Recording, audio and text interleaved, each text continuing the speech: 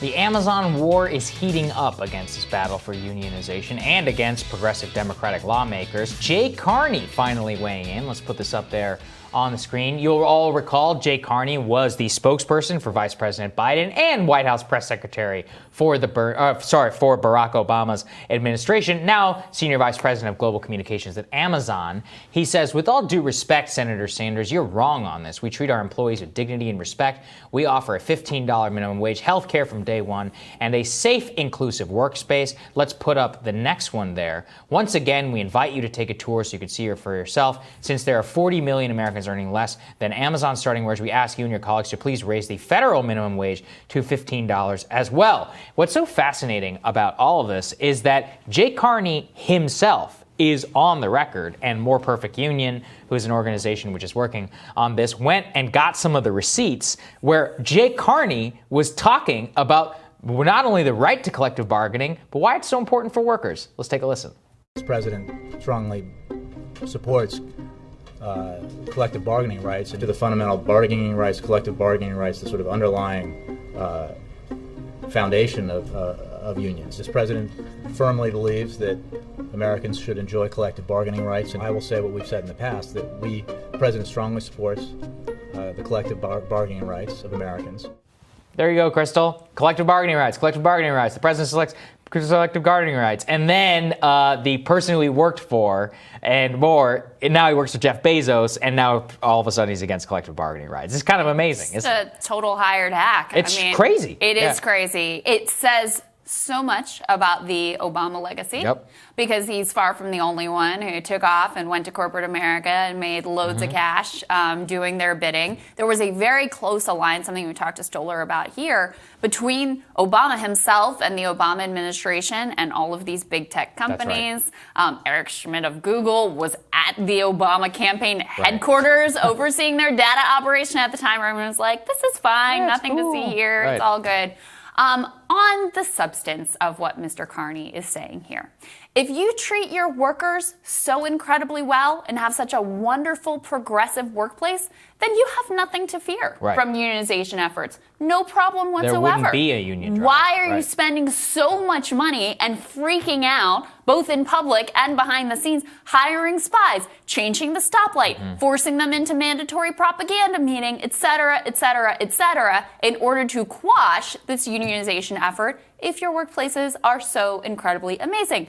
And furthermore, guess why Amazon pays their workers $15 an hour? It's because Bernie Sanders and Ro Khanna shamed you and forced you to do it.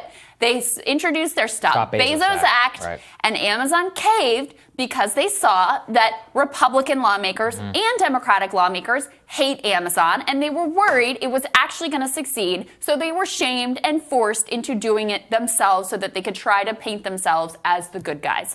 We have covered extensively here the types of behavior that they engage in that make life hell for their workers. Just talk to Ken Klippenstein about the workers that he spoke with who are being forced to pee in bottles and defecate in bags because they're so afraid to take the time to find a bathroom that they'll lose their job. Or talk to the workers down in that fulfillment center where they are, engage in this vote, and we'll find out what the results are in the coming days or weeks, where they say that they will get fired for taking a bathroom break if they have too much time off task. They say that they're treated like robots. So no, Bernie Sanders doesn't need to go on your pre-approved, sanitized tour of a facility because he's already gone down and spoken directly to your workers and gotten the truth. I think it's incredible that they just feel so brazen about this. There's not nearly enough coverage. This is the former White House press secretary, paid goon for Amazon, the former spokesperson for our current president of the United States, a very close aide to that person, openly at war. His picture on his Twitter post, the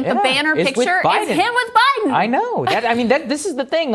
Where do you think he came from Obama? He was Biden's spokesperson. This is right-hand man. They have a very close relationship. And he is out there, guns blazing on this unionization effort. It reveals the fundamental tension in the Democratic coalition around this entire thing, and just the arrogance that Biden, I really believe that Bezos is seeing this as an opportunity. He's like, Look, we have a 91% approval rating amongst the American people. We have bought and paid so many of these politicians over and over again. This is what you wait for. This is why you do it. You have years of lobbying and more. You go to the mat and you declare war. And let's be honest, is Jay Carney and this hypocrisy really being pointed out on any of the cable news networks or anywhere outside of this show? No. Nope. Jay Carney was a former paid person on many of these networks. I remember seeing him there, too. right? You know, he was a paid spokesperson for the Obama person and on many of these networks, and to go and trash the Trump administration and then go working for Amazon. It's just outrageous that we allow these things to happen in our public discourse,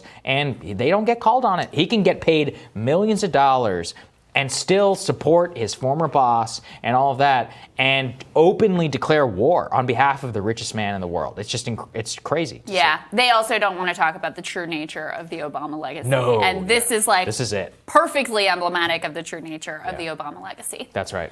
Tomorrow on Rising, executive editor of the American Prospect, David Dan. He's going to join us to talk about the coalition coming out against digital platforms' massive collections of user data. That's going to be great. And author, journalist, friend of the show, Matt Taibbi, is going to talk about his new book, The Business Secrets of Drug Dealing. It's going to be interesting.